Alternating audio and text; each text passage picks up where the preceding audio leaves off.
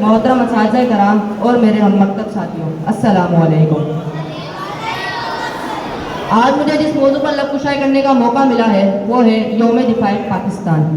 65 کی جب جنگ ہوئی، کفر پہ دنیا تنگ ہوئی، رحمت ہمارے سنگ ہوئی،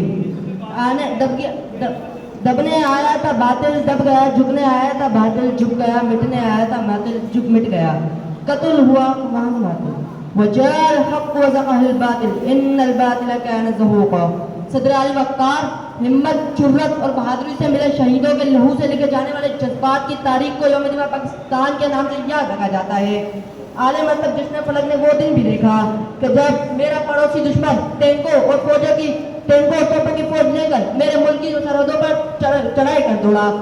میرے پڑوسی دشمن کا یہ خیال تھا کہ ہم افواج پاکستان کو حالت نیند میں دبوچ جائیں گے، مگر وہ یہ جانتے نہ تھے میری سرحدوں کے محافظ، میری ملت کے